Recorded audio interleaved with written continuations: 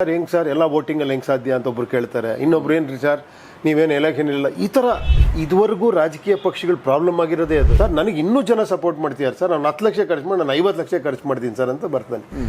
ನಿಮ್ಮ ಹತ್ರ ಏನು ವಿಚಾರಧಾರೆ ಇದೆ? ಏನು ನನ್ನ ಹತ್ರ ವಿಚಾರ ನನಗೇನು ಗೊತ್ತಿಲ್ಲ ಅನ್ನೋದು. ಅದೇ ಗೊತ್ತಿಲ್ಲ ಅನ್ನೋದು ಇನ್ನಷ್ಟು ಬೆಟರ್ ಆಪ್ಷನ್ ಇರುವಂತ ಒಬ್ಬ ವ್ಯಕ್ತಿ ಬೆಟರ್ ಇಲ್ವೇ ಇಲ್ಲ ಇದಕ್ಕೆ. ದಿಸ್ ಇಸ್ ದ ಬೆಸ್ಟ್ ಅಲ್ಲ, ಅದು ನಿಮ್ಮ ಪ್ರಕಾರ. ಇನ್ನು ಯಾಕೆ ಇಲ್ಲಿ ದುಡ್ಡು ರಿಸ್ಟ್ರಿಕ್ಟ್ ಮಾಡಿದ್ದೀನಿ ಅಂದರೆ, ಹಾಯ್ ಫ್ರೆಂಡ್ಸ್, mastmaga.comಗೆ ಸ್ವಾಗತ. ನಾನು ಅಮರ್ ಪ್ರಸಾದ್. ನಮ್ಮ ಜೊತೆಗೆ ರಿಯಲ್ ಸ್ಟಾರ್ ಪ್ರಜಾಕೀಯದ ಉಪೇಂದ್ರ ಅವರಿದ್ದಾರೆ. Real star, Indian real star, super star Upendra ಅವರು ರಾಜಕಾರಣವನ್ನು ಪ್ರಜಾಕಾರಣ ಮಾಡಬೇಕು ಅನ್ನೋ ಪ್ರಯತ್ನದಲ್ಲಿದ್ದಾರೆ. ಹಲವಾರು ವರ್ಷಗಳೇ ಆಯಿತು ಅವರ ಈ ಪ್ರಯತ್ನ ನಡೀತಾ. ಆ ಪ್ರಯತ್ನಕ್ಕೆ ಆಗಾಗ ನಮ್ಮ ಡೆಮೋಕ್ರಸಿಯಲ್ಲಿ ಒಂದು ಟೆಸ್ಟ್ ಅಂತ ಇರುತ್ತೆ. ಈಗಲೂ ಕೂಡ ಮತ್ತೊಂದು ಟೆಸ್ಟ್ ಹತ್ತಿರ ಬಂದಿದೆ. ಅದೇ ಕರ್ನಾಟಕ ವಿಧಾನಸಭಾ ಚುನಾವಣೆಯ ಟೆಸ್ಟ್. ಯಾವುದೇ ರಾಜಕೀಯ ಪಕ್ಷಕ್ಕೆ ಅಥವಾ ಉಪೇಂದ್ರ ಅವರ ಪ್ರಕಾರ ಪ್ರಜಾಕೀಯ ಪಕ್ಷಕ್ಕೆ ಈ ಟೆಸ್ಟಲ್ಲಿ ಪಾಸ್ ಆದರೆ ಮಾತ್ರ ಅವರ ಐಡಿಯಾಗಳನ್ನು ಅಥವಾ ಅವರ ವಿಚಾರಗಳನ್ನು ಇಂಪ್ಲಿಮೆಂಟ್ ಮಾಡೋಕ್ಕೆ ಒಂದು ದೊಡ್ಡ ವೇದಿಕೆ ಸಿಗುತ್ತೆ. ಇದಕ್ಕೆ ಸಂಬಂಧಪಟ್ಟ ಹಾಗೆ ನಾವು ಉಪೇಂದ್ರ ಅವರ ಹತ್ರ ಕೇಳ್ತಾ ಹೋಗೋಣ. ನಿಮ್ಮ ಮನಸ್ಸಲ್ಲಿರೋ ಕೆಲವೊಂದಷ್ಟು ಪ್ರಶ್ನೆಗಳನ್ನು ನಾವು ಯಾಕೆ ಪ್ರಜಾಕೀಯಕ್ಕೆ ಬೆಂಬಲಿಸಬೇಕು ಅನ್ನೋ ಪ್ರಶ್ನೆಗೆ ಸೇರಿದಂತೆ ಇದಕ್ಕೆ ಹಲವಾರು ಬಾರಿ ಉತ್ತರವನ್ನು ಕೊಟ್ಟಿದ್ದಾರೆ. ಆದರೆ ಇವತ್ತಿಗೂ ಕೂಡ ನಮ್ಮ ಚಾನಲ್ನಲ್ಲೂ ಕೂಡ ವೀಕ್ಷಕರು ಕಾಮೆಂಟ್ ಮಾಡಿ ಕೆಲವೊಂದು ಪ್ರಶ್ನೆಗಳನ್ನು ಕೇಳ್ತಾರೆ. ಉಪೇಂದ್ರ ಅವ್ರನ್ನ ಸಂದರ್ಶನ ಮಾಡಿದ್ದನ್ನು ಕೇಳಿ ಅಂತ ಹೇಳ್ತಾರೆ. ಬೇರೆ ಮಾಧ್ಯಮಗಳಲ್ಲೂ ಕೂಡ ಉಪೇಂದ್ರ ಅವರ ಸಂದರ್ಶನ ಬಂದಾಗ ಆ ಪ್ರಶ್ನೆಗಳು ಬರುತ್ತೆ. ಅದಕ್ಕೆಲ್ಲ ಕ್ಲಿಯರ್ ಉತ್ತರವನ್ನು ಪಡೆದುಕೊಳ್ಳೋ ಪ್ರಯತ್ನವನ್ನು ನಾವು ಮಾಡೋಣ. ಮೊದಲಿಗೆ ಉಪೇಂದ್ರ ಅವರನ್ನ ನಾವು ಕಾರ್ಯಕ್ರಮಕ್ಕೆ ಸ್ವಾಗತ ಮಾಡೋಣ. ಸರ್, ಕಾರ್ಯಕ್ರಮಕ್ಕೆ ಸ್ವಾಗತ. Thank you. ನಮಸ್ಕಾರ. ಹೇಗಿದ್ದೀರಿ? ಚೆನ್ನಾಗಿದ್ದೀನಿ. ಕಬ್ಜಾ ಹೇಗೆ ನಡೀತಾ ಇದೆ, ಪ್ರಜಾಕೀಯ ಹೇಗೆ ನಡೀತಾ ಇದೆ, ಎರಡನ್ನ ಹೇಗೆ ಬ್ಯಾಲೆನ್ಸ್ ಮಾಡ್ತಾ ಇದ್ದೀರಿ? ನಿನ್ನೆ ಚೆನ್ನೈನಲ್ಲಿದ್ದರೆ ಇವತ್ತು ನಮ್ಮ ಮುಂದೆ ಇದ್ದೀರಾ ಬೆಂಗಳೂರಲ್ಲಿ. ಹೌದೆಲ್ಲ ಏನಂದರೆ Tamil, Telugu, Hindi, Malayalam and all other ಲ್ಯಾಂಗ್ವೇಜಸ್ಸಲ್ಲಿ ಕನ್ನಡ ಬಿಟ್ಟು ಎಲ್ಲ ಕಡೆನೂ ರಿಲೀಸ್ ಆಗ್ತಾ ಇದೆ. ಸೊ ಎಲ್ಲ ಕಡೆನೂ ಕೂಡ ಇಂಟರ್ವ್ಯೂಸು ಅದು ಇದು ಪ್ರಮೋಷನಲ್ ಆ್ಯಕ್ಟಿವಿಟೀಸ್ ಅದು ಮಾಡ್ತಾ ಇದ್ದೀವಿ.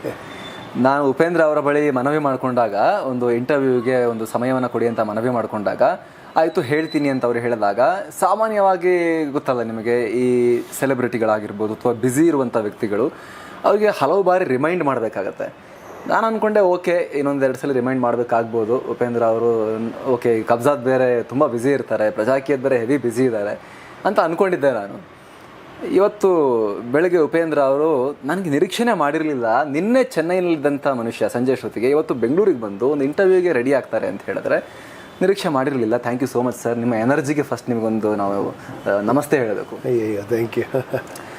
ಉಪೇಂದ್ರ ಅವರೇ, ಈ ಸಂದರ್ಶನವನ್ನು ಶುರು ಮಾಡೋಕ್ಕಿಂತ ಮುಂಚೆ ವಿಶೇಷವಾಗಿ ಪ್ರಜಾಕೀಯಕ್ಕೆ ಸಂಬಂಧಪಟ್ಟ ಹಾಗೆ ನನ್ನನ್ನೂ ಸೇರಿದಂತೆ ರಾಜ್ಯದ ತುಂಬ ಜನಕ್ಕೆ ಆಸಕ್ತಿ ಇದೆ, ಇಂಟ್ರೆಸ್ಟ್ ಇದೆ. ಸಪೋರ್ಟ್ ಮಾಡಿದ್ರೆ ಓಕೆ ಏನೋ ಒಂದು ಬದಲಾವಣೆ ಆಗ್ಬೋದು ಅನ್ನೋ ಹೋಪ್ ಕೂಡ ಇದೆ. ಆದರೆ ಸ್ಟಿಲ್ ಕೆಲವೊಂದಷ್ಟು ಕ್ವಶನ್ಸನ್ನು ಇಟ್ಕೊಂಡಂಥವ್ರು ಕೂಡ ಇದ್ದಾರೆ ಮೈಂಡಲ್ಲಿ. ಅದೆಲ್ಲವನ್ನು ಕೇಳುವ ಪ್ರಯತ್ನವನ್ನು ಮಾಡ್ತೀನಿ. ಅದಕ್ಕಿಂತ ಮುಂಚೆ ನಿಮ್ಮ ಮೇಲಿರುವಂಥ ಒಂದು ದೊಡ್ಡ ಆರೋಪ, ಉಪೇಂದ್ರ ಅವರು ತಮ್ಮ ಮೈಗೆ ಈ ವರ್ಡ್ ಪ್ಲೇ, ಪದಗಳ ಮಾಯಾಜಾಲ ಅನ್ನೋ ಎಣ್ಣೆಯನ್ನು ಹಚ್ಕೊಂಡಿರ್ತಾರೆ ಮುಂಚೆನೆ. ಇಂಟರ್ವ್ಯೂ ಶುರು ಮಾಡೋಕ್ಕಿಂತ ಮುಂಚೆನೆ ಹಿಡಿದ್ರೆ ಸಿಗಲ್ಲ, ನುಣಿಸ್ಕೊಂಡ್ಬಿಡ್ತಾರೆ. ಯಾವ ತರಹದ ಕ್ವಶನ್ಸ್ಗೂ ಅವ್ರು ಸಿಗಲ್ಲ. ಅವರು ಲಾಸ್ಟ್ಗೆ ಆ ಕ್ವಶನ್ಸಲ್ಲೇ ಉತ್ತರ ಇರೋ ರೀತಿ ಉತ್ತರವನ್ನು ಕೊಡ್ತಾರೆ ಅನ್ನೋ ಆರೋಪ ಇದೆಯಲ್ಲ ಉಪೇಂದ್ರ ಅವರೇ? ಪದಗಳ ಮಾಯಾಜಾಲವನ್ನ ಮಾಡ್ತೀರಿ ಅನ್ನೋ ಒಂದು ಆರೋಪ. ಅಲ್ಲ ಕೇಳಿ, ಓಕೆ ಏನಾರ ಹೇಳ್ಬೋದು, ಚೆನ್ನಾಗಿ ಏನೋ ಅದು ನನಗೆ ಅರ್ಥ ಆಗ್ತಿಲ್ಲ ಏನು ಅಂತ. ಒಂದೇ ಒಂದು ಹೇಳೋದಕ್ಕೆ ಇಷ್ಟಪಡ್ತೀನಿ. ಇದಕ್ಕೆ ನೀವು ಯಾವುದೇ ಕ್ವಶನ್ ಕೇಳಿ, ಯಾವ ರೀತಿ ಬೇಕಾದ್ರೆ ಕೇಳಿ, ನಾನು ಎಲ್ಲರಿಗೂ ಹೇಳ್ತಾರೆ ಅದು. ಇದನ್ನು ತುಂಬ ಜನ ಫೇಸ್ಬುಕ್ಕಲ್ಲಿ ಏನೋ ಕ್ವಶನ್ ಕೇಳ್ತಾರೆ, ಮಾಧ್ಯಮದಲ್ಲಿ ಕ್ವಶನ್ ಕೇಳ್ತಾರೆ, ಕೇಳಿ ಸಂತೋಷ. ಬಟ್ ಕೇಳೋಕ್ಕೆ ಮುಂಚೆ ನೀವು ಈಗ ಪ್ರಜಾಕೀಯ ಕೇಳೋಕ್ಕೆ ಮುಂಚೆ ನೀವು ಪ್ರಜಾಕೀಯದ ವೆಬ್ಸೈಟೇ ನೋಡಿಲ್ಲ ಅಂದ್ಕೊಳ್ಳಿ, ಒಂದು 5 ನಿಮಿಷ. ನಾನು 100 ಸತಿ ಹೇಳಿದ್ದೀನಿ, 5 ವರ್ಷದಿಂದ ಹೇಳ್ತಾ ಇದ್ದೀನಿ. ಅದು ನಿಮ್ಮ ಫೋನಲ್ಲೂ ಇದೆ. ನೀವು ವೆಬ್ಸೈಟ್ಗೆ ಹೋಗಿ ಏನೋ ಲ್ಯಾಪ್ಟಾಪ್ ಓಪನ್ ಮಾಡ್ಕೊಂಡು ನೋಡೋದು ಬೇಕಾಗಿಲ್ಲ. ಫೋನಲ್ಲಿ PREAJ ಹೊಡೀರಿ, ಏನು ಹೇಳಿ ಅಲ್ಲಿ ಬರುತ್ತೆ. ನೀವು ಆ ಆ್ಯಪ್ ಡೌನ್ಲೋಡ್ ಮಾಡ್ಕೊಳ್ಳಿ. ನಿಮ್ಗೆ ಓದೋಕ್ಕೆ ಟೈಮ್ ಇಲ್ವಾ, ಒಂದು ಬಟನ್ ನಮಗೆ ಅಲ್ಲಿ ಕೇಳ್ಬೋದು. ನೀವು ಪ್ರತಿಯೊಂದು ವಿಸ್ತಾರವಾಗಿ ಅದರಲ್ಲಿ ಹೇಳಿದ್ದೀವಿ ನಾವು. ಅದನ್ನು ಕೇಳಿದ್ರ ಮೇಲೆ ನೀವು ಕ್ವಶನ್ ಮಾಡಿ, ಖಂಡಿತ ಒಪ್ಕೊತೀನಿ. ಪ್ರತಿಯೊಂದು ವಿವರನಲ್ಲಿ ಕೊಟ್ಟಿದ್ದೀವಿ ನಾವು. ಆದರೂ ಕೂಡ ಸರ್ ಹೆಂಗೆ ಸರ್ ಎಲ್ಲ ವೋಟಿಂಗಲ್ಲಿ ಹೆಂಗೆ ಸಾಧ್ಯ ಅಂತ ಒಬ್ರು ಕೇಳ್ತಾರೆ, ಇನ್ನೊಬ್ರು ಏನ್ರಿ ಸರ್ ನೀವೇನು ಎಲೆಕ್ಷನ್ ಇಲ್ಲ. ಈ ಥರ ನಾನು ಹೇಳಿದ್ದು, ನೀವು ತಿಳ್ಕೊಳ್ಳೋದೇ ಕ್ವಶನ್ ಕೇಳೋದಿದೆಯಲ್ಲ. ಈಗ ಹೆಂಗೆ ಅಂದರೆ, ನೀವು ಸೈನ್ಸ್ ಬುಕ್ಕೇ ಓದಿಲ್ಲ, ಸುಮ್ಮನೆ ಏನೇನೋ ಕ್ವಶನ್ ಕೇಳ್ತೀನಿ. ನಾನು ಬುಕ್ಕೇ ಕೊಟ್ಟಿದ್ದೀನಿ ನಿಮ್ಮ ಕೈಗೆ. First of all you should read it ಅಲ್ವ. ಆಮೇಲೆ ನಿಮ್ಮ ಕ್ವಶನ್ ಇರಲ್ಲ ನನ್ನ ಪ್ರಕಾರ. ಓಕೆ, ನೀವು ಇವಾಗ ಅದೇ ಪ್ರಯತ್ನ ಮಾಡ್ತಿದ್ದೀರಾ, ನೀವು ನೋಡಿದ್ದೀರಾ. ಬಟ್ ಈ ನೋಡದೇ ಇರೋರು ಕ್ವಶನ್ಗಳು ನನ್ನ ಕೇಳ್ತಾ ಇದ್ದೀರಾ. ಓಕೆ, ಇದು ನೋಡದೆ ಎರಡನ್ನ ಕೂಡ ಈಗ ನಾನು ನೋಡಿದ ಬಳಿಕವೂ ಕೂಡ ನಿಮ್ಮ ವೆಬ್ಸೈಟ್, ನಿಮ್ಮ ಈ ವೆಬ್ಸೈಟ್ ಅನ್ನ ಆಪ್ ಅನ್ನ ನಾನು ಹಲವಾರು ಬಾರಿ ನೋಡಿದ್ದೀನಿ, ತುಂಬಾ ಸಲ ನೋಡಿದ್ದೀನಿ. ನೋಡಿ ನೀವೇನಾರ ಕರೆಕ್ಟ್ ಕ್ವಶನ್ ಕೇಳಿ. ನಮ್ಮ ಆಫೀಸ್ನಲ್ಲೂ ಕೂಡ ಅದ್ರ ಬಗ್ಗೆ ತುಂಬಾ ಡಿಸ್ಕಷನ್ ಆಗುತ್ತೆ. ಅದನ್ನು ಹೊರತುಪಡಿಸಿ ಕೂಡ ಇದು ನನ್ನ ಕೆಲವೊಂದಷ್ಟು ವೈಯಕ್ತಿಕ ಕ್ವಶನ್ಸ್ ಇದೆ. ವೆಬ್ಸೈಟ್ ಅನ್ನ ನೋಡಿದ ಬಳಿಕ ಕೇಳಿ. ಇನ್ನು ಕೆಲವೊಂದಷ್ಟು ಕ್ವಶನ್ಸ್ ಜನರು ಕೇಳುವಂತ ಕ್ವಶನ್ಸ್ ಕೂಡ ಇದೆ. ಅದೇ ನೀವು ನೋಡಿದ ಬಳಿಕ ಕೇಳ್ಬಿಡಿ, ಆಮೇಲೆ ಜನರು ಕೇಳೋದು ಅದನ್ನ ಆಮೇಲೆ ನೋಡೋಣ. ಓಕೆ ಉಪೇಂದ್ರ ಅವರೇ, ಮೊದಲನೇ ಪ್ರಶ್ನೆ ನಂದು, ನೀವು ನಿಮ್ಮ ವೆಬ್ಸೈಟ್ನಲ್ಲಿ ಕ್ಯಾಶ್ಲೆಸ್ ಪಾರ್ಟಿ ಅನ್ನೋ ಒಂದು ಕಾನ್ಸೆಪ್ಟ್ ಅನ್ನ ಉಲ್ಲೇಖ ಮಾಡಿದ್ದೀರಿ. ಇದನ್ನು ಯಾಕೆ ಆ ರೀತಿ ಮಾಡಿದ್ದೀರಿ ಅಂತ ಫಸ್ಟ್ ನಾನು ಚುಟುಕಾಗಿ ಉತ್ತರವನ್ನು ಕೊಟ್ಟರೆ ನಾನು ನೆಕ್ಸ್ಟ್ ಲೆವೆಲ್ಗೆ ಹೋಗ್ತೀನಿ. ಕೇಳಿ, ಅದೇ ಹೇಳಿದ್ದು. ಇವಾಗ ಮೇನ್ ರೀಸನ್ ಏನು ಗೊತ್ತಾ, ಇದನ್ನ ನನಗೆ ರಿಸ್ಟ್ರಿಕ್ಟ್ ಮಾಡ್ಕೊಂಡ್ಬಿಟ್ಟೆ ನಾನು. ಫಾರ್ ಎಕ್ಸಾಂಪಲ್, ಈ ಸಮಾಜ ಸೇವೆ ಅಂತ ಏನೋ ಮಾತಾಡ್ತಾರಲ್ಲ, ಸಮಾಜ ಸೇವೆ ನಂದು ಈ ರೀತಿ ಸಮಾಜ ಸೇವೆ ಅಷ್ಟೇ. ಓಕೆನಾ, ಇದು ನನ್ನ ಪರ್ಸನಲ್ ಸ್ಯಾಟಿಸ್ಫ್ಯಾಕ್ಷನ್, ನಾನು ಮಾಡ್ತೀನಿ. ಇದನ್ನು ಯಾರೂ ದುಡ್ಡು ಹಾಕಂಗಿಲ್ಲ ಇಲ್ಲಿ ಅಂತ ನಾನು ಲಿಮಿಟೆಡ್ ಮಾಡ್ಕೊಂಡಿದ್ದೀನಿ. ಯಾಕೆ ಅಂದರೆ, ದುಡ್ಡು ಅಂತ ಒಂದು ಸತಿ ಚಾನಲ್ ಓಪನ್ ಮಾಡಿದ್ರೆ 10 ರೂಪಾಯಿ ಕೊಟ್ಟರು ತೊಗೊಬೇಕು, ನೀವು 100 ಕೊಟ್ಟರು ತೊಗೊಬೇಕು, 1,00,000 ಕೊಟ್ಟರು ತೊಗೊಬೇಕು. ನಿಮ್ಗೆ ಹೆಂಗೆ ಅದನ್ನು ಹೇಳ್ತೀರಾ? ಒಬ್ಬನ 10 ರೂಪಾಯಿ ಇಸ್ಕೊಂಡು 200 ಕೊಡೋಂಗಿಲ್ಲ ಅಂತ ನಾನು ರಿಸ್ಟ್ರಿಕ್ಟ್ ಮಾಡೋಂಗಿಲ್ಲ ಅಲ್ವಾ? ಒಂದು. ಎರಡನೇದಾಗಿ ಏನಾಗುತ್ತೆ, ಇಲ್ಲಿ ಮತ್ತೆ ದುಡ್ಡಿನ ಡಾಮಿನೇಷನ್ ಸ್ಟಾರ್ಟ್ ಆಗುತ್ತೆ. ಇದುವರೆಗೂ ರಾಜಕೀಯ ಪಕ್ಷಗಳು ಪ್ರಾಬ್ಲಮ್ ಆಗಿರೋದೇ ಅದು. ಎಲ್ಲರ ಹತ್ರ 10 ರೂಪಾಯಿ ಚಂದ ವಸೂಲಿ ಮಾಡ್ತೀವಿ ಅಂತ. ಒಬ್ಬ 1,000 ಜನರು ಚಂದ ವಸೂಲಿ ಮಾಡ್ಕೊಂಡು ಒಂದೇ ರೀತಿ 1,00,000 ತಂದು ಕೊಡ್ತಾನೆ. ಅವ್ನು ಹೇಳ್ತಾನೆ, ಸರ್ ನಮ್ಮ ಎಲ್ಲ ತಗೊಂಬಂದಿದ್ದೀನಿ ಸರ್, ಎಲ್ಲ ಇಷ್ಟು 1,00,000 ತೊಗೊಳ್ಳಿ ಸರ್. ಆಮೇಲೆ ಹೇಳ್ತಾನೆ, ಸರ್ ನನಗೆ ಜನ ಎಲ್ಲ ಸಪೋರ್ಟ್ ಮಾಡೋರು ಸರ್, ನಾನು ದುಡ್ಡು ಇಟ್ಕೊಂಡು ಪ್ರಚಾರ ಮಾಡ್ತೀನಿ ಸರ್ ಜೋರಾಗಿ ಅಂತ. ಅವನಿಗಿಂತ ಇನ್ನೊಬ್ಬ ಬರ್ತಾನೆ, ಸರ್ ನನಗೆ ಇನ್ನೂ ಜನ ಸಪೋರ್ಟ್ ಮಾಡ್ತೀಯಾರ ಸರ್, ನಾನು 10 ಲಕ್ಷ ಖರ್ಚು ಮಾಡಿ ನಾನು 50 ಲಕ್ಷ ಖರ್ಚು ಮಾಡ್ತೀನಿ ಸರ್ ಅಂತ ಬರ್ತಾನೆ.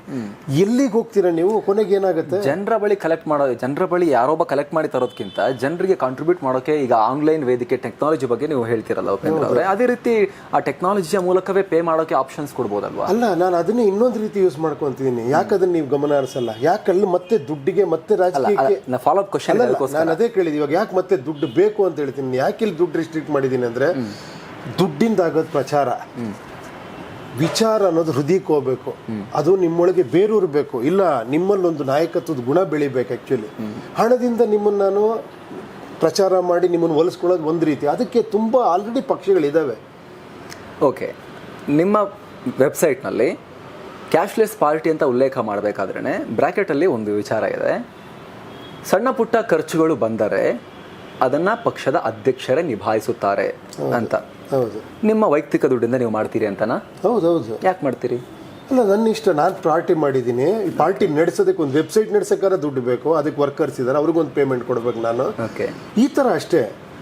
ಓಕೆ, ವಿಚಾರ ತಿಳಿಸೋದಕ್ಕೋಸ್ಕರ ನಾನೊಂದು ಪೊಸಿಷನ್ಗೆ ಬಂದಿದ್ದೀನಿ.